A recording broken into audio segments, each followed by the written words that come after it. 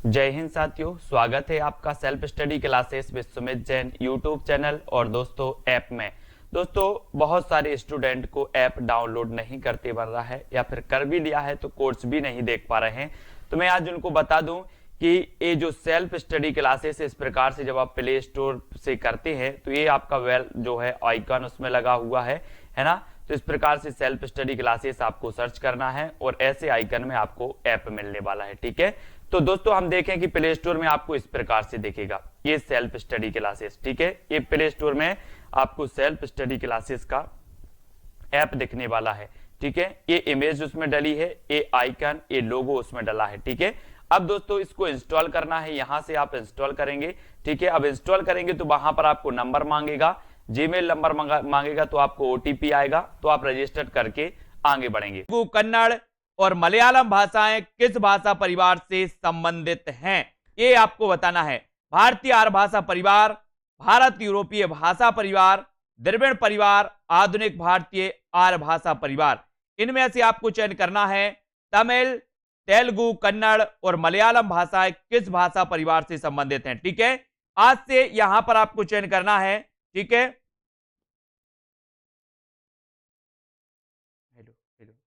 हाँ, तो तमिल, तेलुगु, कन्नड़ और मलयालम भाषाएं किस भाषा परिवार से संबंधित हैं, ये आपको बताना है। हरिओम जी, यहां पर आपको चयन करना है और बिल्कुल 1000 प्रश्नों की टेस्ट सीरीज होगी और आपका बिल्कुल सही आंसर हो जाएगा, क्या हो जाएगा, द्रविड़ परिवार, है ना। जो सी नंबर है, सा नंबर है, वो आपका बिल्कुल सही है, द्रविड़ परिवार।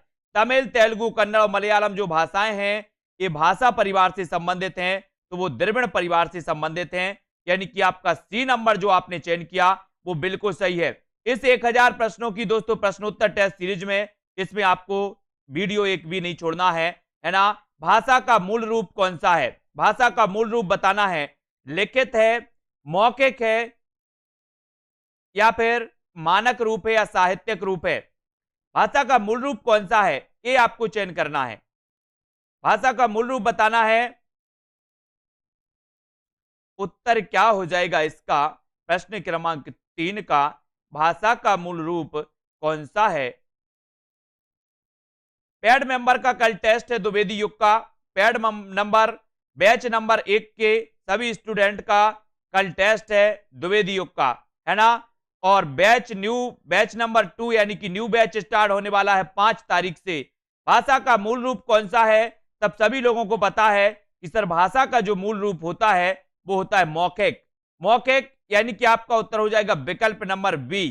ठीक है, ये बी नंबर आपका बिल्कुल सही है, मौखिक रूप है। ठीक है, बहुत बढ़िया, बी नंबर सही होगा, मूल रूप होता है मौखिक। ठीक है, बच्चा पहले बोलता है और फिर लिखना सीखता है, तो मूल रूप क्या है, मौखिक है, मौखिक। खड़ी बोली हिंदी का साहित्यिक रूप किस शताब्दी में विकसित हुआ। खड़ी बोली हिंदी का साहित्यिक रूप किस शताब्दी में विकसित हुआ, प्रश्न क्रमांक 4 का उत्तर आपको बताना है। किस शताब्दी में हुआ खड़ी बोली हिंदी का साहित्यिक रूप, किस शताब्दी में माना जाता है, 18वीं, 17वीं, 19वीं या फिर 16वीं। 4 नंबर का आंसर है दोस्तों। ये जो प्रश्नोत्तर टेस्ट सीरीज आपकी जो चल रही है ये दोस्तों आज से प्रारंभ है और कंटिन्यू आपकी चलेगी 1000 प्रश्नों की, इसलिए किसी को ये टेस्ट सीरीज आपको मिस नहीं करना है। रोज रात्रि 9 बजे खड़ी बोली हिंदी का साहित्यिक रूप किस शताब्दी में विकसित हुआ, तब आपने बिल्कुल सही आंसर बताया है 19वीं शताब्दी। 19वीं यानी कि आपका उत्तर हो जाएगा विकल्प नंबर सी, 19वीं शताब्दी। ठीक है, सी नंबर हो जाएगा निशाजी राजकुमार जी, 19वीं शताब्दी आपका बिल्कुल सही होगा। हिंदी को भारतीय संविधान में संघ की राजभाषा के रूप में कब मान्यता मिली थी, प्रश्न क्रमांक 5 सभी को बताना। हिंदी पाठशाला हिंदी को भारतीय संविधान में संघ की राजभाषा के रूप में कब मान्यता प्राप्त हुई, गलत नहीं करना, बिल्कुल सही क्वेश्चन है, आसान क्वेश्चन है। देखते हैं कौन कौन सही बताता है। हरिशंकर जोशी जी, हिंदी को भारतीय संविधान में संघ की राजभाषा के रूप में कब मान्यता मिली थी, 14 सितंबर 1949, 14 सितंबर 1948, 14 सितंबर 1953 या 14 सितंबर 1950? तो बिल्कुल सही आंसर आया सभी लोगों ने 14 सितंबर 1949, यानी कि आपका जो एक नंबर है वो बिल्कुल सही है। एक नंबर आपका बिल्कुल सही है। Very good answer. अगला क्वेश्चन है, आचार्य महावीर प्रसाद द्विवेदी ने किस पत्रिका के माध्यम से खड़ी बोली हिंदी को परिष्कृत और परिमार्जित करने में महत्वपूर्ण भूमिका निभाई? बिल्कुल सरल क्वेश्चन। प्रश्न क्रमांक 6, आचार्य महावीर प्रसाद द्विवेदी ने किस पत्रिका के माध्यम से खड़ी बोली हिंदी को परिष्कृत और परिमार्जित करने में महत्वपूर्ण भूमिका निभाई? किस पत्रिका के माध्यम से? चांद पत्रिका, सुधा पत्रिका, सरस्वती पत्रिका या फिर प्रताप पत्रिका? किस पत्रिका के माध्यम से? और यहां पर आपका बिल्कुल सही आंसर हो जाएगा दोस्तों, क्या हो जाएगा? आपका उत्तर होगा सरस्वती पत्रिका, यानी कि आपका सी नंबर सरस्वती पत्रिका बिल्कुल सही होगा। ठीक है, बिल्कुल सही आंसर। उत्तर भारत की खड़ी बोली हिंदी दक्षिण में किस रूप में विकसित हुई? उत्तर भारत की खड़ी बोली हिंदी दक्षिण में किस रूप में विकसित हुई? द्रविड़ हिंदी, दक्कनी हिंदी, दक्कनी उर्दू या फिर परिनिष्ठित हिंदी? तो किस रूप में हुई? उत्तर भारत की खड़ी बोली हिंदी दक्षिण में किस रूप में विकसित हुई, ये आपको चयन करना है। 7 का आंसर बिल्कुल सरल बताना है। हाँ बिल्कुल सही। उत्तर भारत की खड़ी बोली हिंदी दक्षिण में किस रूप में विकसित हुई? उत्तर बताएंगे सभी लोग। अभिलाषा जी, उत्तर हो जाएगा किस रूप में? दक्कनी हिंदी, यानी कि 7 का आंसर आपका हो जाएगा बी नंबर, बी यानी कि दक्कनी हिंदी। उत्तर भारत की खड़ी बोली हिंदी दक्षिण में किस रूप में विकसित हुई? तो दक्कनी हिंदी के रूप में विकसित हुई और आपका उत्तर होगा विकल्प नंबर बी। प्रश्न क्रमांक 7 में 8 का आंसर आपकी स्क्रीन पर है। 8वां प्रश्न, मध्यकाल में राजकाज की भाषा के रूप में किस भाषा को मान्यता मिली? किस भाषा को मान्यता मिली? जल्दी से चयन करो। प्रश्न क्रमांक 8 और उत्तर भी आपका हो जाएगा, क्या हो जाएगा? मध्यकाल में राजकाज की भाषा के रूप में किस भाषा को मान्यता मिली थी? और 8 का आपका उत्तर हो जाएगा फारसी भाषा को। किस भाषा को?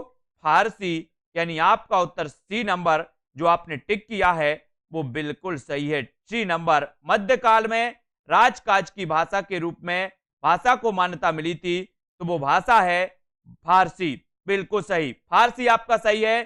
संविधान के किस अनुच्छेद के अनुसार संघ की राजभाषा हिंदी और लिपि देवनागरी है? प्रश्न क्रमांक 9, संघ के किस अनुच्छेद के अनुसार संघ की राजभाषा हिंदी और लिपि देवनागरी है? ये क्वेश्चन है आपका और उत्तर आपको चयन करना है। अनुच्छेद 343, अनुच्छेद 346, अनुच्छेद 344 या अनुच्छेद 342? बिल्कुल सरल आंसर आपका क्या हो जाएगा? संविधान के किस अनुच्छेद के अनुसार संघ की राजभाषा हिंदी और लिपि देवनागरी है? तो वो है दोस्तों अनुच्छेद 343, यानी कि आपका जो विकल्प नंबर 1 है वो बिल्कुल सही हो जाएगा, अनुच्छेद 343। नेक्स्ट आपको बताना है ब्रज भाषा और अवधि किस काल की काव्य भाषाएं थी? किस काल की काव्य भाषाएं थी? प्राचीन काल की, मध्यकाल की, आधुनिक काल की या फिर वैदिक काल की? ब्रज भाषा और अवधि किस काल की काव्य भाषाएं थी? ब्रज भाषा और अवधि, आपने देखा होगा कि ब्रज भाषा में कृष्ण काव्य लिखा गया, अवधि भाषा में आपने देखा होगा सूफी काव्य लिखा गया और रामचरितमानस की रचना भी किस भाषा में हुई? अवधि में हुई थी। तो यहां पर 10 का आंसर आपको चयन करने के लिए बोला और उत्तर हो जाएगा आपका मध्यकाल, है ना? मध्यकाल यानी बी नंबर आपका सही हो जाएगा। रीतिकाल, भक्ति काल में काव्य भाषा के रूप में प्रतिष्ठित रही ब्रज भाषा, है ना? तो बी नंबर आपका बिल्कुल सही। हिंदी की बोलियों को कितने वर्गों में रखा जाता है? हिंदी की बोलियों को कितने वर्गों में रखा जाता है? प्रश्न क्रमांक 11 और 11 में आपको चयन करना है। उत्तर क्या हो जाएगा 11 का? 3, 4, 5 या फिर 8? हिंदी की बोलियों को कितने वर्गों में रखा जाता है? प्रश्न क्रमांक 11 में आपने चयन कर लिया है कि सर हिंदी की बोलियों को रखा जाता है कितने वर्गों में? प्रमोद जी, रेणु, राजेश कुमार जी, कुसुम सैनी जी, उत्तर हो जाएगा आपका 5 वर्गों में। कितने वर्गों में? 5, यानी कि सी नंबर टिक किया है आपने, सी नंबर, और उत्तर भी हो जाएगा आपका सी, बिल्कुल सही है। हिंदी की बोलियों को 5 वर्गों में विभक्त किया गया। बुंदेली और कन्नौजी बोली हिंदी के किस उपभाषा वर्ग की बोलियां हैं? प्रश्न क्रमांक 12, बुंदेली और कन्नौजी बोली हिंदी के किस उपभाषा वर्ग की बोलियां हैं? पूर्वी हिंदी, पश्चिमी हिंदी, राजस्थानी हिंदी या फिर पहाड़ी हिंदी? यानी कि 12 का उत्तर चयन करेंगे तो बुंदेली और कन्नौजी आपको पता है, मैंने ट्रिक भी आप लोगों के लिए बहुत ही सुंदर दी है कि कानों की खड़ी बुंदेली ब्रजभान हरि के पास, है ना। तो बुंदेली और कन्नौजी ये मानी जाती है दोस्तों पश्चिमी हिंदी। पश्चिमी हिंदी यानी कि उत्तर भी हो जाएगा आपका विकल्प नंबर बी, पश्चिमी हिंदी। ठीक है, बी आपने चयन कर लिया तो उत्तर आपका सही है। फिर बढ़ जाते अगले क्वेश्चन की ओर। आधुनिक भारतीय आर्य भाषाओं का विकास किससे हुआ है? आधुनिक भारतीय आर्य भाषाओं का विकास किससे हुआ है? संस्कृत से, हिंदी से, अपभ्रंश से या फिर पाली प्राकृत से?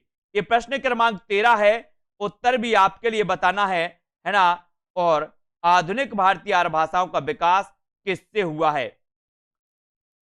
तब आपका बिल्कुल सही आंसर क्या हो जाएगा साथियों? आधुनिक भारतीय आर्य भाषाओं का जो विकास हुआ है वो संस्कृत से नहीं हुआ, हिंदी से नहीं हुआ, हिंदी से भी नहीं हुआ, है ना, पाली प्राकृत से भी नहीं हुआ। उत्तर होगा आपका आधुनिक भारतीय आर्य भाषाओं का जो विकास हुआ है वो हुआ है अपभ्रंश से। अपभ्रंश से हुआ है। अपन पढ़ते ना सौर से, यानी अपभ्रंश, अर्धमागधी अपभ्रंश, मागधी अपभ्रंश, है ना, इन्हीं से हिंदी की आधुनिक भारतीय आर्य भाषाओं का विकास हुआ। यानी उत्तर आपका हो जाएगा विकल्प नंबर सी, सी नंबर आपका बिल्कुल सही हो जाएगा। ठीक है, फिर अगला क्वेश्चन आपको बताना, सी नंबर सभी ने करेक्ट बताया। भोजपुरी मूलतः है किस प्रदेश की बोली है? भोजपुरी मूलतः किस प्रदेश की बोली है? राजस्थान, बिहार, मध्य प्रदेश या फिर उत्तर प्रदेश? 5 सेकंड आपको दिए जाते हैं, आप अपने उत्तर का चयन करेंगे। भोजपुरी मूलतः किस प्रदेश की बोली है? तो आपने 14 का आंसर चयन किया। भोजपुरी मूलतः किस प्रदेश की बोली है? और राइट आंसर हो जाएगा। बोले सर भोजपुरी की अगर बात कर रहे हो तो भोजपुरी तो बिहार की है। कहां की है? बिहार की, बिल्कुल सही। भोजपुरी मूलतः बिहार की बोली मानी जाती है। और बी आपका बिल्कुल सही है, बी नंबर टिक किया है तो सही है। लाइक जरूर कर देना। मानक हिंदी का विकास किस बोली से हुआ है? मानक हिंदी का विकास किस बोली से हुआ है? खड़ी बोली हिंदी से, ब्रजभाषा से, अवधी या फिर बांगरू से? ये बताना प्रश्न क्रमांक 15 में। जिन भी साथियों ने अभी तक self study classes app download नहीं किया है वो ऐप को डाउनलोड कर लें, है ना। 5 तारीख से आपका न्यू बैच हिंदी साहित्य का स्टार्ट होने वाला है। आप न्यू बैच में जुड़ करके अपना अध्ययन बिल्कुल प्रारंभ से, शुरुआत से कर सकते हो। ठीक है, मानक हिंदी का विकास किस बोली से हुआ? तो 15 का आपका बिल्कुल सही आंसर हो जाएगा खड़ी बोली हिंदी से। यानी कि 1 नंबर आपका खड़ी बोली जो हिंदी है वो 1 नंबर बिल्कुल सही हो जाएगा। ठीक है, 1 नंबर भाषा के संदर्भ में अशुद्ध तथ्य कौन सा है? भाषा के संदर्भ में अशुद्ध तथ्य आपको बताना है। भाषा अर्जित संपत्ति है, भाषा सामाजिक वस्तु नहीं है, भाषा परिवर्तनशील है, भाषा अनुकरण द्वारा अर्जित की जाती है। तो कौन सा अशुद्ध तथ्य है? भाषा के संदर्भ में अशुद्ध तथ्य कौन सा है? तो आपको 16 का आंसर बताना है। और एक प्रतियोगिता का आयोजन किया जा रहा है मकर संक्रांति 14 तारीख को। बिल्कुल फ्री प्रतियोगिता होगी जिसमें सभी लोग भाग ले सकते हैं सेल्फ स्टडी क्लासेस ऐप में, है ना। जिसमें टॉप 3 विनर्स को हिंदी व्याकरण की टेस्ट सीरीज दोस्तों इनाम में दी जाएगी, उपहार स्वरूप दी जाएगी। और भाषा के संदर्भ में आपका बिल्कुल सही आंसर हो जाएगा भाषा सामाजिक वस्तु नहीं है, यानी उत्तर हो जाएगा आपका विकल्प नंबर वी। वी नंबर आपने बिल्कुल सही चयन किया है। भाषा सामाजिक वस्तु नहीं है, ये भाषा के संबंध में ये अशुद्ध तथ्य माना जाता है। है ना। लिपि के विकास क्रम में पहली लिपि कौन सी है? प्रश्न क्रमांक 17, लिपि के विकास क्रम में पहली लिपि कौन सी है? भावमूलक लिपि, सूत्र लिपि, चित्र लिपि या फिर प्रतीकात्मक लिपि। यानी कि 17 का आंसर आपका क्या हो जाएगा? लिपि के विकास क्रम में पहली लिपि कौन सी मानी जाती है? पहली लिपि कौन सी मानी जाती है, ये आपको बताना है ना। उत्तर लिखना है आपको और अंगूठा दबा देना है। लाइक सभी को कर देना है। एक बार मेरे प्यारे दोस्तों लाइक कर दो। लिपि के विकास क्रम में पहली लिपि कौन सी है? तो 17 का आंसर हो जाएगा चित्रलिपि। कौन सी है? चित्रलिपि, बिल्कुल सही है अर्शदीप जी। चित्रलिपि ये लिपि के विकास क्रम में पहली लिपि मानी जाती है। और सी नंबर आपका बिल्कुल सही होता है। मैथिल कोकिल किसे कहा जाता है? 18 का आंसर। सरल क्वेश्चन, मुझे नहीं लगता कि किसी के क्वेश्चन अभी तक गलत हुए होंगे। उत्तर क्या हो जाएगा? उत्तर बताना है प्रश्न क्रमांक 18 में। उत्तर क्या हो जाएगा? मैथिल कोकिल किसे कहा जाता है? 18 में आंसर बताना है। मैथिल कोकिल किसे कहा जाता है? मैथिल कोकिल चयन करो और उत्तर जो हो जाएगा आपका 18 का वो हो जाएगा मैथिल कोकिल किसे कहा जाता है? उत्तर हो जाएगा विद्यापति, है ना। विद्यापति यानी कि ए नंबर आपका, ए नंबर विद्यापति वाला ऑप्शन सही हो जाएगा। ठीक है, विद्यापति वाला। कृष्ण काव्य की अपार संपदा किस भाषा में है?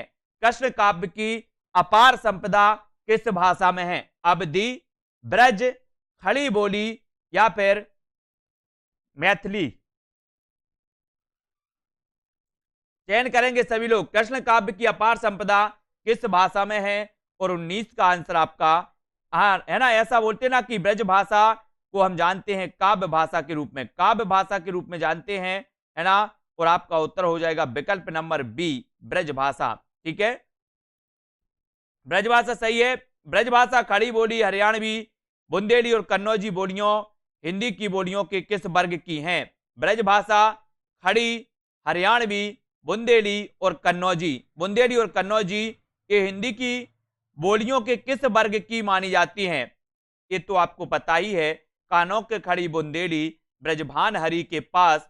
तो ब्रज भाषा हो, खड़ी बोली हो, हरियाणवी हो, बुंदेली या फिर कन्नौजी हो, ये सभी बोलियां आती हैं पश्चिमी हिंदी के अंतर्गत, है ना।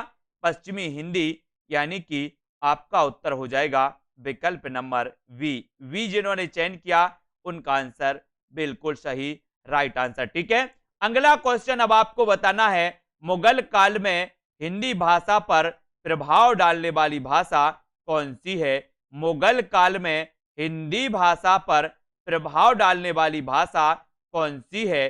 फारसी, अंग्रेजी, चीनी या फिर जापानी? यानी कि 21 का आंसर आपको चयन करना है। मुगल काल में पूछा गया कि मुगल काल में हिंदी भाषा पर प्रभाव डालने वाली भाषा कौन सी है? 21 यानी कि 21 का उत्तर बिल्कुल सही आंसर। 5 सेकंड आपको दिए जाते हैं, 5 सेकंड में आपके उत्तर को चयन आपका करना है। और मुगल काल में हिंदी भाषा पर प्रभाव डालने वाली जो भाषा थी दोस्तों, वो भाषा थी कौन सी? फारसी भाषा। कौन सी भाषा थी? फारसी। और ए नंबर आपका फारसी बिल्कुल सही चयन किया आपने। अगला क्वेश्चन यशरत्ती जी, इन लिपियों में से कौन सी लिपि पहले उर्दू लिपि की भांति दाएं से बाएं लिखी जाती थी? कौन सी लिपि दाएं से बाएं लिखी जाती थी उर्दू लिपि की भांति? तो ये 4 विकल्प हैं, ब्राह्मी, खरोष्टी, चित्र या फिर सूत्र लिपि। 5 सेकंड में उत्तर का चयन करें और कमेंट में लिख दें, है ना। इन लिपियों में से कौन सी लिपि पहले उर्दू लिपि की भांति दाएं से बाएं लिखी जाती थी? और 22 का आंसर जो आपका सही हो जाएगा वो हो जाएगा दोस्तों कौन सी लिपि? कौन सी लिपि हो जाएगी 22 का आंसर? आंसर बताया सुनील शर्मा जी ने। अंश जी ने बताया सर खरोष्टी लिपि। खरोष्टी यानी बी नंबर आपका बिल्कुल सही है ना। उर्दू लिपि की भांति ये लिखी जाती थी दोस्तों, दाएं से बाएं की ओर लिखी जाती थी। कौन सी? खरोष्टी लिपि, है ना। तो आपका उत्तर हो जाता है विकल्प नंबर वी। देवनागरी लिपि में हिंदी के अतिरिक्त और कौन सी भाषा लिखी जाती है? देवनागरी लिपि में हिंदी के अतिरिक्त और कौन सी भाषा लिखी जाती है? देवनागरी लिपि में बताना है। हिंदी की लिपि मानी जाती है देवनागरी, और देवनागरी लिपि में हिंदी के अतिरिक्त और कौन सी भाषा लिखी जाती है, यानी कि प्रश्न क्रमांक 23 और 23 में जब चयन करने के लिए आपके लिए बोला गया है तो आपको लगाना है। बोले सर तमिल को काट दो, बंगला को काट दो, पंजाबी को काट दो, है ना। देवनागरी लिपि में लिखी जाती है मराठी। कौन सी लिखी जाती है? मराठी। और आपका डी नंबर आपका बिल्कुल सही है, जो आप बिल्कुल राइट आंसर बताया। मेवाती और हाड़ौती बोलियां हिंदी में किस वर्ग की बोलियां हैं? मेवाती और हाड़ौती बोलियां हिंदी में किस वर्ग की बोलियां हैं? पंकज जी, देवकी जी, उत्तर 24 का आपको चयन करना है। और अंगूठा जरूर चलाते जाइए, रेखा जी, रमा जी, है ना, मनीष जी। मेवाती और हाड़ौती बोलियां हिंदी में किस वर्ग की बोलियां हैं? और अपन पढ़ते हैं दोस्तों मेवाती, ये मेवाती उत्तरी राजस्थानी कहलाती है ना। जयपुरी, मेवाती, मारवाड़ी, मालवी ये राजस्थानी हिंदी की बोलियां हैं। और दोस्तों 24 का आंसर जो आपका बिल्कुल सही आंसर होगा कि मेवाती और हाड़ौती ये राजस्थानी हिंदी की मानी जाती हैं, यानी कि उत्तर आपका बी नंबर बिल्कुल सही है। B number correct. अधिकतर भारतीय भाषाओं की लिपियों का विकास किस प्राचीन लिपि से हुआ है? अधिकतर भारतीय भाषाओं की लिपियों का विकास किस प्राचीन लिपि से हुआ है? यानी कि 25 में हमें चयन करना है। 4 विकल्प आपके सामने हैं, उत्तर 5 सेकंड में आपको चयन करना है। और उत्तर आपका सही हो जाएगा ममता जी, प्रीति जी, कुशल परिवर्तन जी। अधिकतर भारतीय भाषाओं की लिपियों का विकास किस प्राचीन लिपि से हुआ? तो बोले सर 25 में अगर उत्तर ही बताना है तो उत्तर लगा दो ए नंबर में। मैंने कहा बिल्कुल सही है, ये मैं लगा दिया। ब्राह्मी लिपि, ये ब्राह्मी लिपि है ना, याद रख लेना, ये सबकी क्या है? अम्मा है। ब्राह्मी लिपि ये क्या है? सबकी अम्मा है, अम्मा, है ना। अधिकतर भारतीय भाषाओं की लिपियों का विकास किस प्राचीन लिपि से हुआ? तो ब्राह्मी लिपि से। ब्राह्मी याद रखना। अगला क्वेश्चन आपकी स्क्रीन पर है, इनमें से हिंदी तरभाषी राज्य कौन सा है? हिंदी तर यानी कि जहां पर हिंदी नहीं बोली जाती वो राज्य कौन सा है? उत्तर प्रदेश, मध्य प्रदेश, बिहार या फिर महाराष्ट्र। कहां पर नहीं बोली जाती हिंदी? हिंदी कहां पर नहीं बोली जाती? 26 का आंसर उत्तर प्रदेश में हिंदी बोली जाती है, मध्य प्रदेश में हिंदी बोली जाती है ना। और दोस्तों बिहार में हिंदी बोली जाती है। तो कहां नहीं बोली जाती? कहां नहीं बोली जाती? बोले सर महाराष्ट्र में मराठी बोली जाती है ना। तो आपका उत्तर हो जाएगा विकल्प नंबर डी। डी नंबर आपका बिल्कुल सही होगा। अगला क्वेश्चन आपकी स्क्रीन पर है, संविधान के अनुच्छेद 343 2 के अनुसार संघ सरकार के कार्यों में अंग्रेजी का प्रयोग जारी रखने की व्यवस्था दोस्तों ये कब तक के लिए की गई थी? कब तक के लिए की गई थी, है ना। सबसे पहले आपको बताना है कि अंग्रेजी का प्रयोग जारी रखने की व्यवस्था ये कब तक के लिए की गई थी? 27 का आंसर 27 में आपको बताना है। दोस्तों आपने पढ़ा होगा कि इसे 15 सालों तक रखा गया था अंग्रेजी के लिए, है ना। तो एक की गई थी दोस्तों अनुच्छेद 343 2 के अनुसार संघ सरकार के कार्यों में अंग्रेजी का प्रयोग जारी रखने की व्यवस्था कब तक जारी की गई थी? तो वो उत्तर है 25 जनवरी 1964 तक इसको रखा गया था, है ना। 25 जनवरी 1964 तक के लिए अंग्रेजी भाषा को सरकार के कार्यों में दोस्तों प्रयोग होने के लिए इसे रखा गया था। और उत्तर आपका है बी नंबर, ठीक है। बी नंबर 25 जनवरी 1964 बताना है हमें। रेखा तिवारी जी, है ना। हिंदी में किस भाषा के अर्थ में पहले साधु भाषा, टकसाली भाषा तथा परिनिष्ठित भाषा का प्रयोग किया गया? बहुत बढ़िया प्रश्न है। 28 का आंसर हिंदी में किस भाषा के अर्थ में पहले साधु भाषा, टकसाली भाषा तथा परिनिष्ठित भाषा का प्रयोग होता था? ब्रज भाषा के अर्थ में, खड़ी बोली के अर्थ में, है ना, मानक भाषा के अर्थ में या फिर जन भाषा के अर्थ में? हिंदी में किस भाषा के अर्थ में पहले साधु भाषा, टकसाली भाषा तथा परिनिष्ठित भाषा का प्रयोग होता था? यानी कि 28 का उत्तर बताना है। तो आपको पता है किस भाषा के अर्थ में किस भाषा के अर्थ में? तो उत्तर हो जाएगा मानक भाषा के अर्थ में। मानक भाषा के अर्थ में पहले साधु भाषा, टकसाली भाषा और परिनिष्ठित भाषा का प्रयोग होता था, और उत्तर हो जाएगा आपका विकल्प नंबर सी, यानी कि मानक भाषा। ठीक है, मानक भाषा आपने बिल्कुल सही चयन किया। अगला क्वेश्चन आपके स्क्रीन पर है कि पंक्तियां बताना है कि जामे रस कछु होते हैं पढ़त ताहि सब कोय, बात अनूठी चाहिए भाषा को होए। ये पंक्ति किसकी है? ये पंक्ति बताना है, इस पंक्ति को चयन करना है 29 में, है ना, कि जामे रस कछु होते हैं पढ़त ताहि सब कोय, बात अनूठी चाहिए भाषा को होए, यानी कि 29। और ये भाषा ये कहा था, एक पंक्ति जो है ये किसकी है ये बताना है। अर्चना सिंह जी, राजेश जी, अनिकेत जी, उत्तर हो जाएगा कि जामे रस कछु होते हैं पढ़त ताहि सब कोय, बात अनूठी चाहिए भाषा को होए। ये भारतेंदु जी की ये पंक्तियां मानी जाती हैं, और उत्तर आपने 29 का लगा दिया है। बोले सर आ नंबर में टिक लगा दो, तो उत्तर आपका चला जाता है कहां पर? भारतेंदु जी की ओर। ए नंबर आपका बिल्कुल सही हो जाएगा। पूनम जी, अगला क्वेश्चन आपकी स्क्रीन पर आता है कि हिंदी खड़ी बोली गद्य के विकास में किस साहित्यकार ने महत्वपूर्ण भूमिका निभाई। कल से दोस्तों आपका न्यू बैच स्टार्ट होने वाला है। न्यू बैच हिंदी साहित्य को बिल्कुल शुरुआत से जो लोग पढ़ना चाहते हैं वो न्यू बैच में कोर्स परचेस करके न्यू बैच में जुड़ सकते हैं, है ना। तो जिनको भी एक कोर्स हिंदी साहित्य का पढ़ना है, शुरुआत से अध्ययन करना है, वो न्यू बैच में जुड़ सकते हैं। 5 तारीख से आपका न्यू बैच स्टार्ट हो जाएगा। हिंदी खड़ी बोली गद्य के विकास में किस साहित्यकार ने महत्वपूर्ण भूमिका निभाई थी? खड़ी बोली गद्य के विकास में बताना है, तो यहां पर 30 का उत्तर हो जाएगा। दोस्तों आपने पढ़ा है कि लल्लूलाल सदल मिश्र, है ना, उत्तर क्या हो जाएगा? ये इन्होंने सदल मिश्र जी ने खड़ी बोली गद्य के विकास में महत्वपूर्ण भूमिका निभाई थी। किसने? सदल मिश्र साहब ने, सदल मिश्र ने, है ना। इनको याद रख लेना है, सदल मिश्र, है ना। Very good. अगला क्वेश्चन है, पाणिनि ने किस ग्रंथ के द्वारा भाषा को एक रूपता देने का प्रयास किया? पाणिनि ने किस ग्रंथ के द्वारा भाषा को एक रूपता देने का प्रयास किया? तो बताना है। अपन ने पढ़ा है ना दोस्तों कि बोले अष्टाध्याय पढ़ना है, अष्टाध्याय पढ़नी है, अष्टाध्याय पढ़नी है।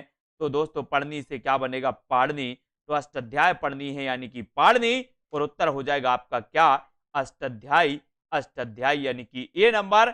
ये पाणिनि का ग्रंथ है। पाणिनि ने किस ग्रंथ के द्वारा भाषा को एक रूपता देने का प्रयास किया?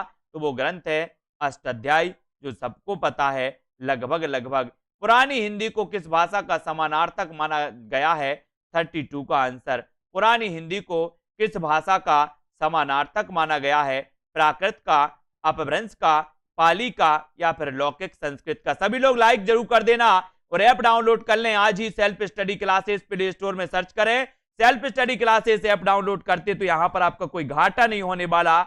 यहां पर जो कुछ भी मिलेगा आपके लिए लाभदायक होगा दोस्तों, है ना। तो आप लोग जरूर डाउनलोड करें। और 14 तारीख मकर संक्रांति के अवसर पर एक प्रतियोगिता का आयोजन किया जाएगा। आप लोगों के लिए प्रोत्साहन के लिए भी, आप लोगों के लिए दोस्तों, है ना, ज्ञान के लिए भी, आप लोगों के अध्ययन के लिए भी इस प्रतियोगिता का आयोजन किया जाएगा। पुरानी हिंदी को किस भाषा का समानार्थक माना जाता है? और 32 में आपका सही उत्तर हो जाएगा अपभ्रंश। अपभ्रंश याद रख लेना, ठीक है। अपभ्रंश यानी बी नंबर आपका बिल्कुल सही हो जाएगा, ठीक है। बी नंबर पूजा जी बिल्कुल सही है। पश्चिमी हिंदी का उद्भव किस अपभ्रंश से हुआ है? हेम इंग्लिश जी, पश्चिमी हिंदी का उद्भव किस अपभ्रंश से हुआ है? स्वर सैनी, है ना, मागधी, अर्धमागधी, या फिर पैसाची? जल्दी से बताना है। राम मूरत जी, यशरत्ती जी, सभी लोग बताएंगे पश्चिमी हिंदी का उद्भव किस अपभ्रंश से हुआ है? अर्षदीप जी, 33 का आंसर किससे हुआ है? स्वर सैनी से, मागधी से, अर्धमागधी से, या फिर दोस्तों पैसाची से? पश्चिमी हिंदी का उद्भव किस अपभ्रंश से हुआ है? किस अपभ्रंश से हुआ है? तब आपका उत्तर हो जाएगा स्वर सैनी अपभ्रंश। स्वर सैनी अपभ्रंश। और ए नंबर आपका बिल्कुल सही है। ए नंबर जिन्होंने टिक किया उनका आंसर बिल्कुल सही है साथियों, स्वर सैनी, है ना। पूर्वी हिंदी की बोलियां अपभ्रंश के किस रूप से विकसित हुई? पूर्वी हिंदी की बोलियां अपभ्रंश के किस रूप से विकसित हुई? पूर्वी हिंदी अपन पढ़ते हैं दोस्तों आ, वा, है ना, और छत्तीसगढ़ी। तो अवधी, बघेली और छत्तीसगढ़ी। अब छत्तीसगढ़ी पूर्वी हिंदी की बताना है। तो 34 में आपका बिल्कुल सही चयन किया है आपने कि सर पूर्वी हिंदी की बात करोगे तो पूर्वी हिंदी अर्धमागधी, बिहारी हिंदी मागधी, है ना दोस्तों, सौर सैनी से निकली पश्चिमी हिंदी और पैसाची से लिखनी पंजाबी और लहंदा, है ना। तो इस प्रकार से याद रखना, मागधी से बिहारी, अर्धमागधी से पूर्वी हिंदी, सौर सैनी से पश्चिमी हिंदी, पैसाची से पंजाबी और लहंदा। तब आपका राइट आंसर होगा अर्धमागधी, यानी बी नंबर आपका बिल्कुल सही हो जाएगा, बी नंबर अर्धमागधी। ठीक है, अर्धमागधी भाषा विज्ञान के किस खंड में पद से वाक्य बनाने की प्रक्रिया का वर्णनात्मक, तुलनात्मक तथा ऐतिहासिक दृष्टि से अध्ययन होता है? भाषा विज्ञान के किस खंड में पद से वाक्य बनाने की प्रक्रिया का वर्णनात्मक, तुलनात्मक तथा ऐतिहासिक दृष्टि से अध्ययन होता है? 35 का आंसर चयन करना है और उत्तर आपका बिल्कुल सही हो जाएगा दोस्तों, वाक्य विज्ञान। किसमें होता है? वाक्य विज्ञान, यानी कि उत्तर सी नंबर आपका बिल्कुल सही हो जाएगा। सी नंबर आपने जो सी चयन किया है वो बिल्कुल सही है, वाक्य विज्ञान। ठीक है, अगला क्वेश्चन है आपका, पाली प्राकृत भाषाएं किससे विकसित हुई? पाली प्राकृत भाषाएं किससे विकसित हुई? लौकिक संस्कृत से, पुरानी हिंदी, सौर सैनी या फिर वैदिक संस्कृत से? यानी कि 36 का आंसर चयन करना है दोस्तों, पाली प्राकृत भाषाएं किससे विकसित हुई हैं, ये आपको चयन करना है ना। विमलेश जी, राजेश कुमार जी, है ना, उत्तर आपका क्या हो जाएगा? रेक्स उत्तर होगा। बोले सर कि लौकिक संस्कृत काट दो, पुरानी हिंदी, सौर सैनी काट दो, उत्तर लगा दो वैदिक संस्कृत। पाली प्राकृत भाषाएं ये निकली कहां से? वैदिक संस्कृत। वैदिक संस्कृत, यानी कि आपका उत्तर हो जाएगा प्रश्न क्रमांक 36 में आपने चयन किया है। बोले सर सी नंबर में टिक लगा दो, मैंने सी में टिक लगा दिया और उत्तर आपका हो जाएगा सी, है ना, ए डी, वैदिक संस्कृत। अगला क्वेश्चन है आपकी स्क्रीन पर, भाषा के संदर्भ में महात्मा गांधी ने किसका समर्थन किया था? 37 में भाषा के संदर्भ में दोस्तों महात्मा गांधी ने किसका समर्थन किया था, ये आपको उत्तर बताना है। और भाषा के संदर्भ में महात्मा गांधी ने किसका समर्थन किया था, तो उत्तर आपका हो जाएगा दोस्तों हिंदुस्तानी। किसका किया था? हिंदुस्तानी। और उत्तर हो जाएगा विकल्प नंबर वी आपने चयन किया तो उत्तर भी आपका बी नंबर है। महात्मा गांधी ने किसका समर्थन किया था, तो वो किया था हिंदुस्तानी का। ठीक है, नेक्स्ट, खड़ी बोली का दूसरा नाम क्या है? खड़ी बोली का दूसरा नाम क्या है? सरल क्वेश्चन, बढ़िया क्वेश्चन, मस्ती वाला क्वेश्चन है। खड़ी बोली का दूसरा नाम क्या है? कन्नौजी, कोरबी, मगही या फिर दोस्तों बघेली? खड़ी बोली का दूसरा नाम आपको बताना 38 में, और 38 में बिल्कुल सही आंसर बताया आपको उसने, हेना जी ने, हेमलता, गीता जी। उत्तर जो आपका है वो है क्या? कोरबी। कोरबी यानी बी नंबर। ठीक है, बी आपने टिक किया, राइट आंसर। आगे बढ़ते हैं। अवधी बोली का केंद्र स्थान क्या है? अवधी बोली का केंद्र स्थान क्या है? वस्ती, बाराबांकी, बहराइच या फिर अयोध्या? अवधी बोली का केंद्र स्थान क्या माना जाता है? अवधी, है ना, अवधी, बघेली और छत्तीसगढ़ी पूर्वी हिंदी की मानी जाती है दोस्तों, पूर्वी हिंदी की अवधी, बघेली, छत्तीसगढ़ी। और उत्तर आपका हो जाएगा 39 में। 39 में क्या हो जाएगा? अयोध्या। अवधी बोली का केंद्र माना जाता है अयोध्या। अयोध्या यानी कि डी नंबर, अयोध्या बिल्कुल सही हो जाएगा। ठीक है, वेरी गुड। ठीक है, ये डी नंबर, है ना। अब आपको बताओ, खड़ी बोली का प्रयोग साहित्यिक हिंदी, खड़ी बोली के अर्थ के अतिरिक्त किस अर्थ में भी होता है? खड़ी बोली का प्रयोग साहित्यिक हिंदी खड़ी बोली के अर्थ के अतिरिक्त किस अर्थ में भी होता है? शुद्ध के अर्थ में, दिल्ली मेरठ के आसपास की लोक बोली के अर्थ में, लोक साहित्य की भाषा के अर्थ में, या फिर लोक गीतों की भाषा के अर्थ में? तो ऐप डाउनलोड किस किस ने नहीं किया दोस्तों? ऐप डाउनलोड सभी लोग कर लें। Self study classes app download करो, जहां पर आपको बहुत सारे फायदे होने वाले हैं और 40 का आंसर 41 का आंसर हो जाएगा आपका बी, यानी कि दिल्ली मेरठ के आसपास की लोक बोली के अर्थ में, लोक बोली के अर्थ में, और बी आपका बिल्कुल सही है। ठीक है, बी नंबर। नेक्स्ट अपभ्रंश को पुरानी हिंदी कहने वाले प्रथम कवि कौन है, प्रथम लेखक कौन है? अपभ्रंश को पुरानी हिंदी कहने वाले प्रथम लेखक कौन है? तो कौन है? अंश जी, पूनम जी। 41 अपभ्रंश को पुरानी हिंदी कहने वाले प्रथम लेखक कौन माने जाते हैं? और 41 का आंसर, 41 में आपका सही आंसर हो जाएगा चंद्रधर शर्मा गुलेरी। और ए नंबर सही है। 41 में अपभ्रंश को पुरानी हिंदी कहने वाले प्रथम लेखक जो माने जाते हैं, वो माने जाते हैं कौन? आ नंबर आपका बिल्कुल सही है। ए नंबर आपका बिल्कुल सही है, जो अधिकांश लोगों ने सही लगाया। अपभ्रंश के प्रथम महाकवि कौन थे? अपभ्रंश के प्रथम महाकवि कौन थे? दोस्तों आपको पता होगा, राम कुमार वर्मा ने संधि काल के दौरान जैन और सिद्ध साहित्य को रखा था। और दोस्तों है ना, स्वयंभू को इन्होंने हिंदी का प्रथम कवि भी माना, स्वयंभू को, है ना। और अपभ्रंश के प्रथम महाकवि कौन थे? तो यहाँ पर 42 का आंसर आपने चयन किया है। अपभ्रंश के प्रथम कवि थे कौन? स्वयंभू। कौन थे? स्वयंभू, यानी कि बी नंबर। इन्होंने महाकाव्य एक लिखा है दोस्तों, पयोम चरियु एक महाकाव्य इन्होंने लिखा है। किसने? स्वयंभू ने, है ना। ये याद रखना। राजभाषा अधिनियम कब पारित किया गया? राजभाषा अधिनियम कब पारित किया गया? 43 का आंसर। 43 में राजभाषा अधिनियम कब पारित किया गया? मुकेश जी, प्रमिला, सुबी गुप्ता, राकेश जी। प्रश्न क्रमांक 43 में आपको चयन करना। और राजभाषा अधिनियम कब पारित किया गया? राजभाषा अधिनियम कब पारित किया गया, यानी कि 43 का आंसर। और 43 में आपका बिल्कुल सही आंसर आपने चयन किया है कि बोले सर राजभाषा आयोग की, राजभाषा अधिनियम की बात करोगे, अधिनियम बना था सन 1963, यानी कि आ नंबर आपका बिल्कुल सही है। राजभाषा अधिनियम में संशोधन कब हुआ?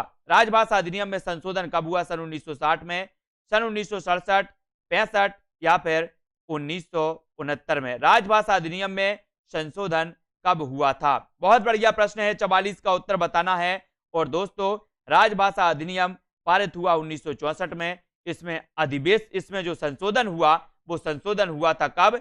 1965, सन 1965 में, यानी कि उत्तर आपका हो जाएगा विकल्प नंबर सी। राजभाषा अधिनियम में संशोधन कब हुआ? तो उत्तर हो जाएगा 1965 में। 64 में बना था, 65 में क्या हो जाएगा? अधिवेशन में संशोधन हो जाएगा। और उत्तर हो जाएगा आपका विकल्प नंबर सी। अगला क्वेश्चन है, सन 1955 में राष्ट्रपति ने जिस राजभाषा आयोग की नियुक्ति की, उसमें कितने सदस्य थे? कितने सदस्य थे? 5, 11, 21 या फिर 7? सन 1955 में राष्ट्रपति ने जिस राजभाषा आयोग की नियुक्ति की, उसमें कितने सदस्य थे? और 45 का आंसर आपको चयन करना है। और 45 में आपका बिल्कुल सही आंसर हो जाएगा दोस्तों, सन 1955 में राष्ट्रपति ने जिस राजभाषा आयोग की नियुक्ति की थी, उसमें कितने सदस्य थे? और 45 में आपसे पूछा गया तो उसमें सदस्य थे दोस्तों कितने? 21, यानी कि 21, है ना। 1955 में राष्ट्रपति ने जिस राजभाषा आयोग की नियुक्ति की थी, उसमें थे कितने? 21 सदस्य थे। ठीक है, सभी लोग वीडियो को एक बार लाइक कर दें दोस्तों। उपयुक्त समास चिन्हित कीजिए। अब यहाँ पर समास आपको बतलाना है, क्योंकि संधि और समास ऐसी चीज़ है हिंदी की, कहीं भी हिंदी पूछी जाए तो ये दो चीज़ें तो पूछी जाती हैं और कम से कम 2-2 प्रश्न पूछे जाते हैं। तो हम आपके लिए वो छांट करके लाते हैं जो परीक्षाओं में आने की उम्मीद है। तो शुरुआत कर लेते हैं। पथभ्रष्ट कौन सा समास हो जाएगा, इसमें जल्दी से बता दीजिए। तो आपको बता दें कि यहाँ पर जो हो जाएगा, आपको भी कमेंट में उत्तर देना है। पथ से भ्रष्ट तृतीया तत्पुरुष हो जाएगा, ठीक है। लेकिन यहाँ पर तृतीया तो नहीं, शायद तत्पुरुष समास हो जाएगा। समास विग्रह होगा पथ से भ्रष्ट। अष्टाध्यायी, पहले भी जो हमने प्रैक्टिस सेट पढ़ाए थे, लगभग 40 प्रैक्टिस सेट हमारे अपलोड हैं, प्ले लिस्ट में जाके आप देखिएगा हिंदी के। तो उसमें एक आया था अष्टाध्यायी। अब जिनने पढ़ा होगा तो जल्दी से बता दें कौन सा समास है। तो इसका विग्रह हो जाएगा 8 अध्यायों का समूह, और जिसका प्रथम पद संख्यावाची हो, समाहार अर्थ हो, समूह अर्थ हो, तो वहाँ पर द्विगु समास होता है। ऐसा हमने आपको क्लास में पढ़ाया था। निम्नलिखित वाक्यांश के लिए उचित एक शब्द चुनिए। वाक्यांश के लिए एक शब्द चुनना है दोस्तों, जल्दी से बता दें। कानून का रूप देने के लिए प्रस्तुत किया गया प्रस्ताव या मसौदा क्या कहलाता है? जल्दी से बता दें क्या कहलाता है। कोई भी कानून का रूप देने के लिए प्रस्ताव प्रस्तुत किया जाता है उसको क्या कहते हैं, विधेयक लाया जाता है। नहीं बोलते विधेयक आ गया, तो विधेयक। विस्मय स्थायी भाव किस रस का है? रस से संबंधित प्रश्न है, काव्य शास्त्र को भी कवर कर रहे हैं, तो रस से संबंधित है। विस्मय किस रस का स्थायी भाव है? तो बिल्कुल सही पहचान रहे हैं, अद्भुत रस का स्थायी भाव है। कठिन और सरल दोनों प्रकार के प्रश्नों का इसमें मिश्रण है। चौपाई छंद के प्रत्येक चरण में कितनी मात्राएं होती हैं? जल्दी से बता दें कौन पहले उत्तर देता है सही। बिल्कुल सही पहचान रहे हैं, चौपाई चरण के प्रत्येक छंद में 16 मात्राएं होती हैं। ठीक है। तेरी बरछीने बर छीने हैं, खलन के पंक्ति में कौन सा अलंकार है? तेरी बरछीने बर छीने। ठीक है। अब यहाँ पर एक शब्द है लेकिन उसके अर्थ दोनों बार अलग अलग हैं, तो यहाँ पर क्या हो जाएगा? यमक। ठीक है। आगे देखें, कवि एवं रचनाओं से प्रश्न है। कुछ बीच बीच में ऐसे प्रश्न रहते जो आपके सिलेबस के नहीं है, उनको हम अलग कर देते हैं, और जो आपके सिलेबस के होते वो हम लेकर के छाट करके आ जाते हैं। आचार्य रामचंद्र शुक्ल का निबंध संग्रह है, कवि रचनाओं से संबंधित प्रश्न है, रचनाएं पूछ लेता है। तो जल्दी से बता दें, आचार्य रामचंद्र जी शुक्ल का कौन सा है? हाँ बिल्कुल, चिंतामणि है। ठीक है। गद्य पद्य भी पूछते तो इन्हीं की किसी रचना में से उठा के पूछ लेगा, और बोल देगा ये किसकी है रचना, तो वो आ जाते हैं। आदिकाल की रचना है, निम्न में से आदिकाल की रचना कौन है? बिल्कुल सही, खुमान रासो आदिकाल की रचना है। ठीक है। किसने लिखी? यदि आपको पता हो उत्तर तो कमेंट में बताइए। आगे देख लेते हैं, निम्नलिखित में से कौन सी कृति सन 1963 में साहित्य अकादमी पुरस्कार विजेता अमृत राय की है? तो दोस्तों बता दें कि 1963 में साहित्य अकादमी पुरस्कार किसको मिला? अमृत राय को। तो क्लियर हो गया, लेकिन किस कृति के लिए मिला था? तो वो था प्रेमचंद जी की उन्हें जीवनी लिखी थी जिसके नाम था कलम का सिपाही नाम से। ठीक है। तो प्रेमचंद कलम का सिपाही, प्रेमचंद जी की जीवनी किन्होंने लिखी? उनने लिखी थी, क्या बोलते हैं, अमृत राय जी ने। ठीक है। पृथ्वीराज रासो किस कवि की रचना है? पृथ्वीराज रासो सबको पता है, चंद्रवरदाई जी की रचना है। ठीक है। आगे बढ़ जाते हैं। सूरदास किसकी रचना है? कई बार पूछा गया, महत्वपूर्ण है, और कई लोग इसमें कंफ्यूज होते हैं। सूरदास किसकी रचना है? सूरदास कवि अलग हुए, लेकिन एक सूरसागर किसकी रचना है? जल्दी से बता दीजिए, सूरसागर। अब सूर लगा है तो यहाँ पर भी सूरदास का उत्तर ठीक हो जाएगा। ठीक है। आगे बढ़ते हैं और आगे ही और भी अभी पूरे अपन प्रश्न कंप्लीट करते हैं। दोस्तों कुल 30 प्रश्न हमें लेने हैं, तो जो आपके महत्वपूर्ण रहते हैं हम अलग अलग पीडीएम से उठा लेते हैं। चलिए, 8 कनौजियाँ 9 चूल्हे लोकोक्ति का क्या अर्थ होता है? 8 कनौजिया 9 चूल्हे लोकोक्ति का आपको अर्थ बतलाना है। हाँ बिल्कुल सही पहचान रहे हैं, 8 कनौजिया 9 चूल्हे अलगाव की स्थिति। ठीक है। 8 कनौजिया है 9 चूल्हे हैं, तो क्या मतलब? गौशाला में कौन सा समास है? समास बहुत महत्वपूर्ण है, तो आपको बता दें, गाय के लिए शाला उसको क्या बोलते हैं? गौशाला। तो तत्पुरुष हो जाएगा, चतुर्थी तत्पुरुष। किस रस को रसराज कहा जाता है? वेरी वेरी आईएमपी हिंदी भाषा का महत्वपूर्ण प्रश्न है, तो आपको बता दें कि श्रृंगार रस को रसराज कहा जाता है। आगे देखते हैं, छंद से संबंधित गणों की सही संख्या क्या है? गण कितने होते हैं छंद से संबंधित जो हैं? कौन बताएगा? बिल्कुल सही, 7 होते हैं गण।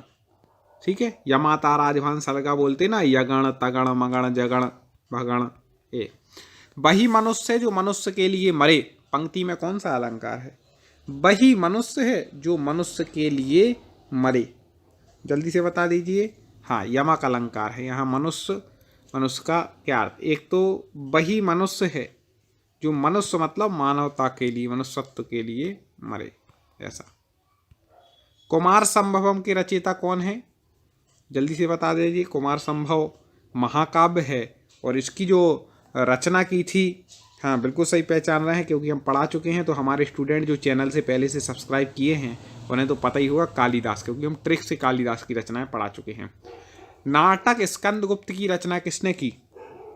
स्कंदगुप्त नाटक, हाँ बिल्कुल सही, जयशंकर प्रसाद जी का है स्कंदगुप्त।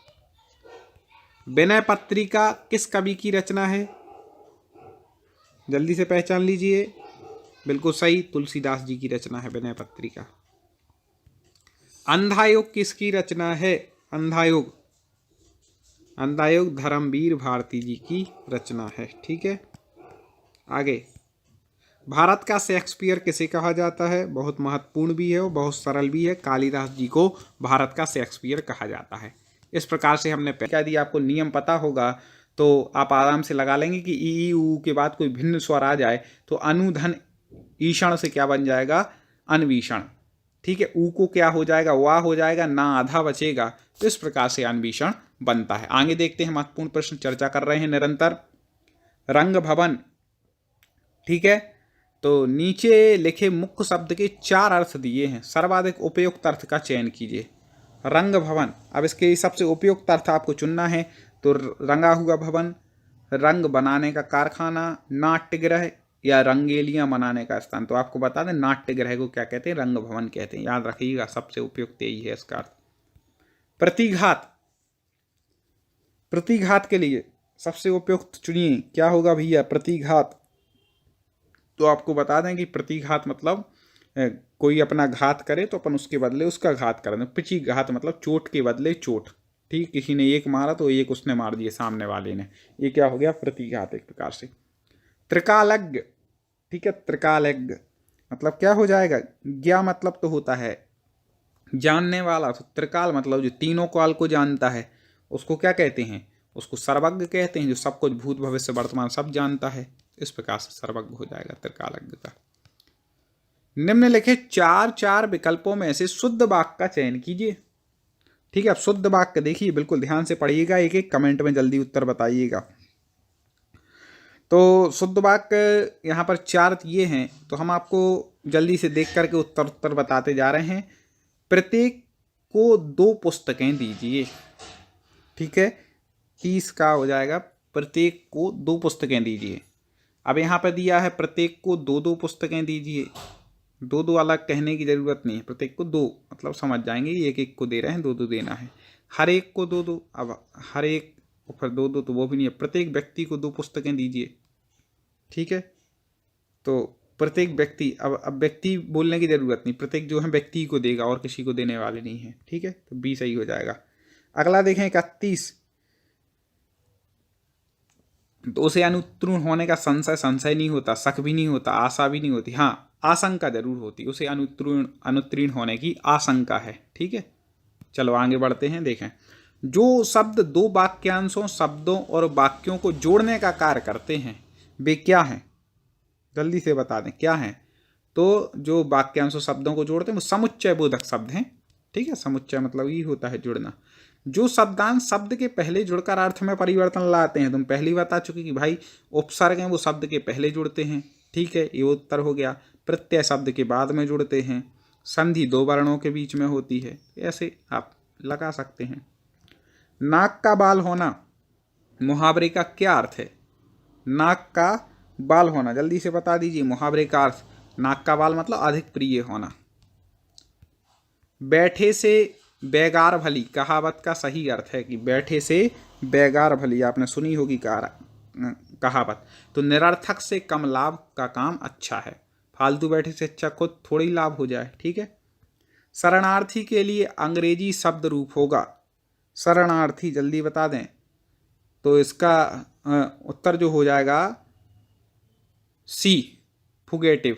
ठीक है, आगे बंदर का तत्सम है बंदर, तो बंदर को कहते हैं बानर। ठीक है, तत्सम तद्भव। तत्सम पूछ रहे नहीं तो पर्यायवाची सोच के कपि या मरकटे लगाया हो। याद रखिएगा क्या पूछा है।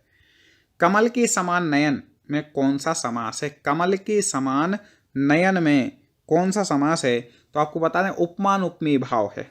कमल नयन यहाँ पर जो इसका बन जाएगा कमल नयन। ठीक है, तो नयन मतलब आंखों की उपमा किससे की गई है? कमल के। उपमान उपमेय भाव है तो कर्मधारय समास है। ट्रिक हमने अपने चैनल टॉप 50 स्टडी पर संधि समास की पढ़ाई है, आप जा करके सर्च करके जरूर देख लें। जो युद्ध में स्थिर होता है उसे कहते हैं, जो युद्ध में स्थिर हो उसे क्या कहते हैं? तो युधिष्ठिर। युद्ध में स्थिर मतलब युधिष्ठिर, कई बार पूछा गया।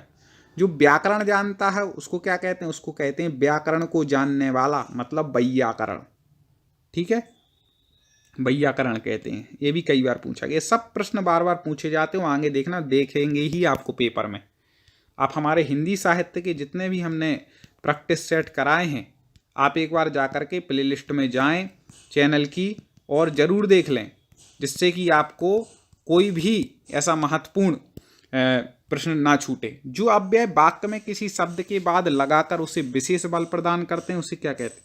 जो शब्द के बाद में लगते हैं। अभी बताया था पहले, आप पूछ रहे हैं बाद में, तो उसी के साथ हमने आपको बता ही दिया था। तो जो अव्यय वाक्य लेकिन लगेंगे, हाँ कोई वो नहीं लग रहा, शब्द नहीं लग रहा, अब यहाँ अव्यय वाक्य किसी शब्द के बाद में लगकर विशेष बल प्रदान करें उनको कहते हैं निपात, याद रखिएगा। जयशंकर प्रसाद की कौन सी काव्य रचना अतुकांत शैली में लिखी गई? कई बार पूछा गया। अतुकांत शैली में लिखी गई जयशंकर प्रसाद की कौन सी रचना है? तो आपको बता दें प्रेम पथिक।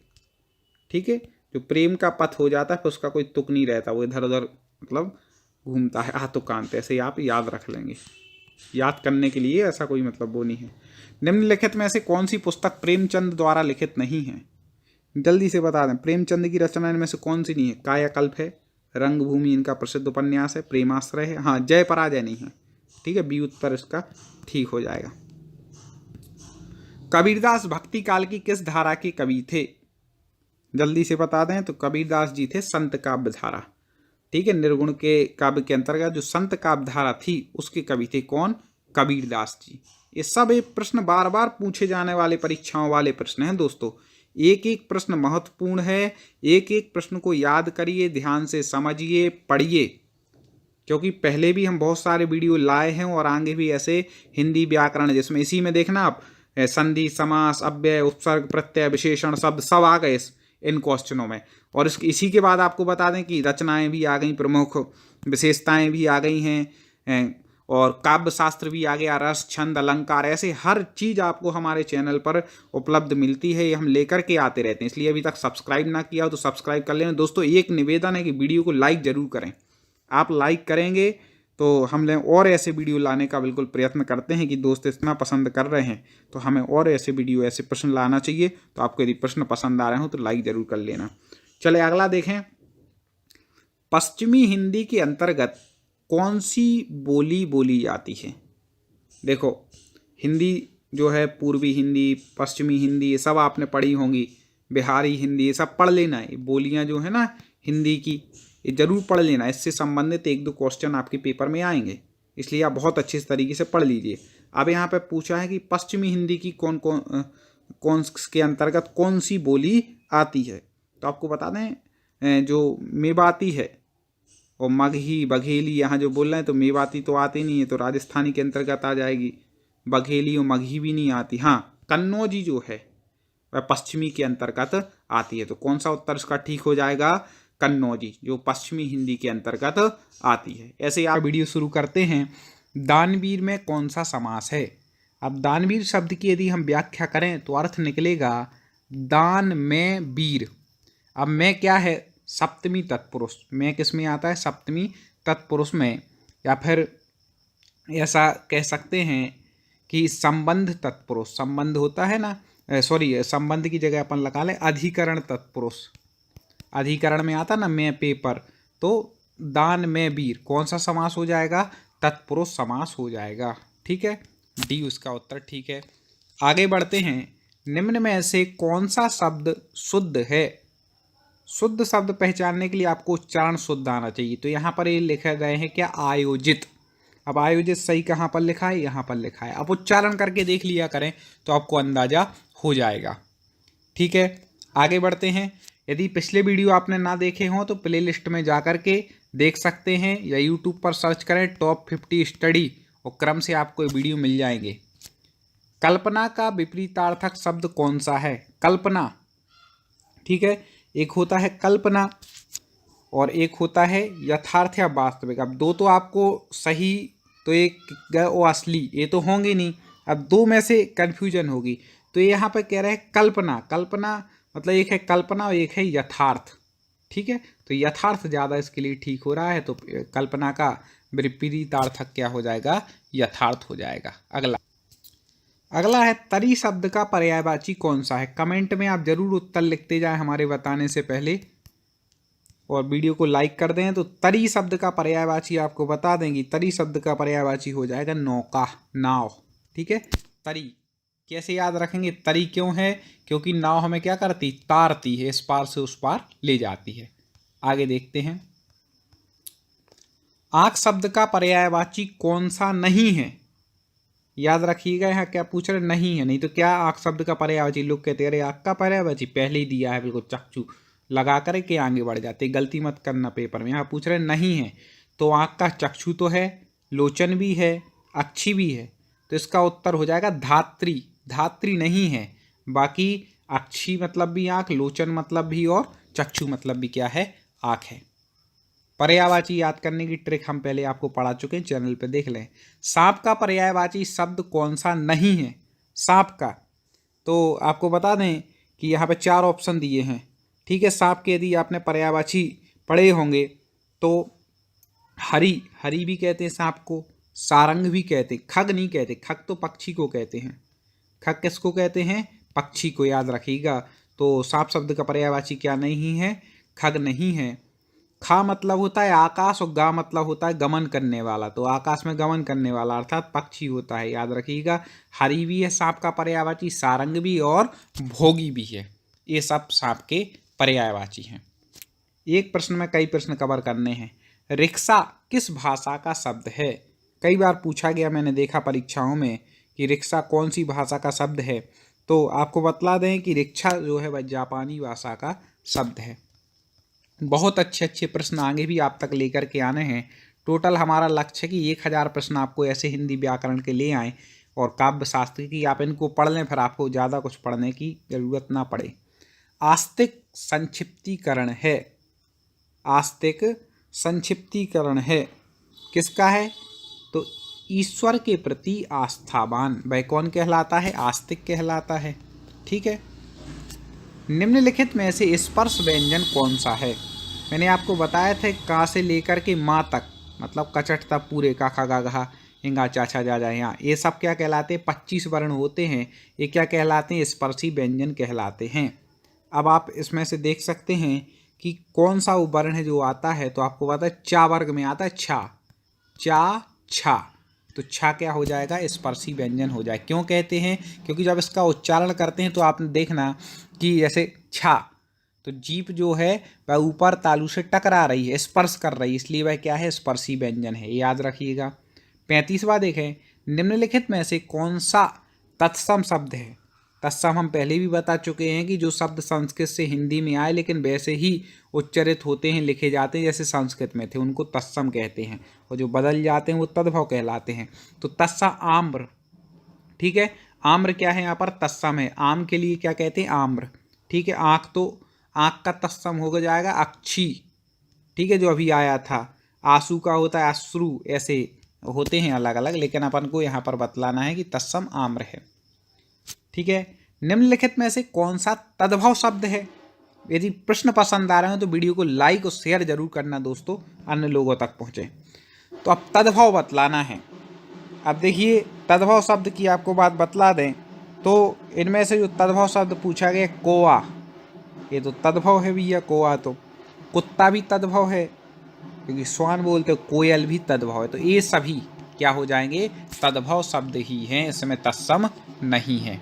आगे, का उच्चारण स्थान है, ठीक है। का कंठ, याद रखिएगा, ये डायरेक्ट आप बोल के भी देखेंगे ना का, तो सीधे कंठ से आवाज़ निकल रही, जीभ कहीं नहीं टकरा रही है, ठीक है। का सीधे कंठ से, तो का क्या हो जाएगा? कंठ। हमने पूरा बताया भी था, का वर्ग होता है वह पूरा कंठ से ही उच्चारित होता है, ये भी याद रखिएगा। अगला देखें। निम्नलिखित में से कौन सा शब्द पुल्लिंग है?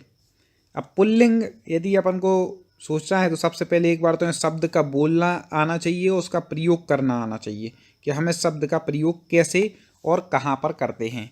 पहला दिया है आय, अपन क्या कहते हैं भैया? आपकी आय अच्छी है। अब अच्छी जब कह दिया तो पुल्लिंग, तो फिर आपको समझ में आ जाएगी कि इसमें तो हो नहीं सकता, ठीक है। आँख, तुम्हारी आँखें अच्छी हैं, अच्छी भी स्त्रीलिंग में आ गया। आदत, आपकी आदत अच्छी है, या आपकी आदत अच्छा है तो बोलते नहीं, अच्छी बोलते, हाँ। आलस्य नहीं करना चाहिए, तो यहाँ पर क्या हो जाएगा? आलस्य, यहाँ पर पुल्लिंग हो जाएगा, बाकी तो अपन को स्त्रीलिंग दिखाई ही दे रहा है अलग से। आगे बढ़ते हैं। निम्नलिखित में से कौन सा शब्द स्त्रीलिंग है? ऐसे ही आप क्या वाक्य बना लिया करें तो आपको क्लियर हो जाएगा। अब कौन सा शब्द स्त्रीलिंग है? पक्षी, पक्षी उड़ता है, ठीक है, उड़ता है जब, तो भाई ये तो फिर स्त्रीलिंग हो ही नहीं सकता, उड़ती होना चाहिए। केकड़ा भागता है, चकोर खाता है, नहीं होगा। गिलहरी, हाँ गिलहरी खाती है, ऐसा बना सकते हैं, तो खाती आ गया, स्त्रीलिंग आ गया, तो क्या हो जाएगा? गिलहरी कैसा है? स्त्रीलिंग। ऐसी कई ट्रिकें हम आपको पढ़ाने के समय बताते हैं। आप तो चैनल से जुड़े रहें, सब्सक्राइब कर लें, वीडियो को लाइक कर लें, यूट्यूब पर सर्च करें टॉप 50 स्टडी और जा कर के सब्सक्राइब करके जुड़ जाएं। निरंतर आपको वीडियो मिलते रहेंगे, पहले वाले वीडियो देख सकते हैं। क्षत्रिय शब्द में प्रत्यय है, ठीक है, क्षत्रिय शब्द में प्रत्यय क्या है? शब्दों के बाद जुड़ते हैं प्रत्यय, ये तो आपको पता है। तो आपको बता दें, छत्र में ईय प्रत्यय लगने से क्या बनता है? क्षत्रिय शब्द बनता है। तो यहाँ पर कौन सा प्रत्यय हो जाएगा? ईय प्रत्यय हो जाएगा। है लखनऊ में, जल्दी से बताइए साहब क्या है? लखनऊ शब्द में प्रत्यय, तो आपको बता दें कि लखनऊ शब्द में, लख शब्द में नऊ जोड़ने पर क्या बन जाएगा? लखनऊ। इस प्रकार से उसको बना सकते हैं। और यदि लखनवी हो जाता है यहाँ पर, तो फिर ई प्रत्यय वहाँ पर कर देते, ठीक है, ये भी याद रखिएगा। कनक का कौन सा अर्थ नहीं है? कनक कनक ते सौगुनी वाला तो आपने श्लोक सुना ही होगा। तो यहाँ पर पूछ रहे कनक का अर्थ क्या नहीं है?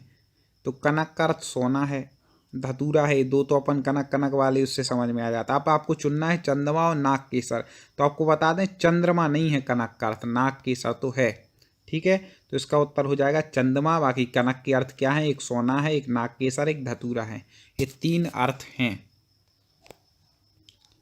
आगे बढ़ते हैं। चुनाव में नेता लोग पानी की तरह रुपया बहाते हैं, इस वाक्य में पानी का क्या अर्थ है? चुनाव में नेता लोग कैसा बहा देते हैं कि नहीं रिश्वत देने में? तो पानी का अर्थ क्या है? तो पानी मतलब व्यर्थ, जैसे पानी लोग व्यर्थ बहाते ना, उसके महत्व को नहीं समझते, ऐसे ही रुपया बहाते हैं वो लोग, तो व्यर्थ हो जाएगा वहाँ पर। आप भले आए, इस वाक्य में भले क्या है? ठीक है, संज्ञा विशेषण, सर्वनाम या क्रिया विशेषण। ये जितनी भी चीज़ें हैं इनके हम अलग अलग वीडियो आपको सिलेबस के अनुसार, कुछ आ गए हैं, कुछ लेकर के आएंगे, ठीक है। तो निरंतर आपको हमारे चैनल पर वीडियो मिलते रहेंगे। अब आप भले आए, इसमें भले क्या शब्द है? भले बतलाना है तो आपको बता दें कि भले आए, आए मतलब क्रिया के पहले लगा है, इसलिए क्या हो जाएगा? क्रिया विशेषण। एक क्रिया की विशेषता बतला रही, कैसे आए, आना क्या है? क्रिया, लेकिन कैसे आए? भले आए, भले मतलब अच्छे आए, तो क्रिया विशेषण हो जाएगा ये भले, ठीक है। आगे, निम्नलिखित में से किस शब्द में आयन प्रत्यय प्रयुक्त हुआ है? आयन, ठीक है, एक नारायण शब्द दिया है यहाँ पर, ऋतुयन दिया है, पंडितायन दिया है और धनायन। तो आपको सही उत्तर बतलाना है, तो आपको बता दें नारायण, ठीक है। या पहले है, इसी ना का क्या हो जाएगा? ना, याद रखिएगा। रामायण भी एक शब्द है जिसमें ना का ड़ा हुआ है, मूल तो रामायण है, मूल क्या है? रामायण, लेकिन ना को ड़ा हो गया या पहले आने से, तो ऐसे ही यहाँ पर नारायण, ये क्या है? आयन प्रत्यय। नहीं तो आप बोले यहाँ तो ना है और यहाँ ना है, तो कैसे? तो ये व्यंजन संधि के जब आप पढ़ेंगे तो उदाहरण से आप समझ में आ जाएगा आपको। आगे देखें, किस लोकोक्ति का अर्थ वैभव क्षणिक होता है? होगा, वैभव जो है वह क्षणिक होता है, स्थिर नहीं होता। तो ये कौन सी लोकोक्ति के अनुसार यह कहा गया है? सांच को आँच नहीं, ये नहीं। अधर गगरी छल कर जाए, ये भी नहीं। पांचों उंगलियां बराबर नहीं होती, ये भी नहीं उतना परफेक्ट बैठ रहा। डी देखें, 4 दिन की चांदनी फिर अंधियारी रात, मतलब 4 दिन की चांदनी होती फिर तो अंधियारी रात आती है। मतलब अपन नहीं कहते भी ये बहुत ज़्यादा वैभव है, लेकिन कोई ठिकाना नहीं है, तो यही हो जाएगा डी। आगे, 5-7 की लकड़ी एक जने का बोझ, लोकोक्ति का क्या अर्थ है? बहुत कठिन कार्य होना नहीं, असंभव बड़ी शर्त नहीं। हाँ, ये चौथे नंबर पे दिख रहा है, मिलकर काम करने से कार्य, कठिन कार्य भी सरल हो जाता है, ठीक है। क्या था कि 5-7 की लकड़ी एक जने का बोझ, तो मिलकर के काम करते हैं तो बड़ा काम भी आसान हो जाता है। काव्य में कितने रस माने जाते हैं? ये तो सब पे बनना ही चाहिए। यदि आप हिंदी व्याकरण साहित्य पढ़ रहे हैं तो आपको बता दें कि काव्य में 9 रस माने जाते हैं। मेला आंचल कई बार पूछा गया है, किसका उपन्यास है? मेला आंचल किसका उपन्यास है? तो आपको बता दें फणीश्वर नाथ रेणु जी का आंचल है मेला आंचल। ठीक है, तो रेणु जी का आंचल, फिर मेला आंचल किसका उपन्यास है? फणीश्वर दास जी रेणु जी का। दोस्तों बहुत सारे स्टूडेंट को ऐप डाउनलोड नहीं करते बन रहा है या फिर कर भी लिया है तो कोर्स भी नहीं देख पा रहे हैं। तो मैं आज उनको बता दूं कि ये जो सेल्फ स्टडी क्लासेस इस प्रकार से जब आप प्ले स्टोर से करते हैं तो ये आपका वेल जो है आइकन उसमें लगा हुआ है ना। तो इस प्रकार से सेल्फ स्टडी क्लासेस आपको सर्च करना है और ऐसे आइकन में आपको ऐप मिलने वाला है। ठीक है, तो दोस्तों हम देखें कि प्ले स्टोर में आपको इस प्रकार से दिखेगा ये सेल्फ स्टडी क्लासेस। ठीक है, ये प्ले स्टोर में आपको सेल्फ स्टडी क्लासेस का ऐप दिखने वाला है। ठीक है, ये इमेज उसमें डली है, ये आइकन, ये लोगो उसमें डला है। ठीक है, अब दोस्तों इसको इंस्टॉल करना है, यहां से आप इंस्टॉल करेंगे। ठीक है, अब इंस्टॉल करेंगे तो वहां पर आपको नंबर मांगेगा, जीमेल नंबर मांगेगा, तो आपको ओटीपी आएगा, तो आप रजिस्टर करके आगे बढ़ेंगे।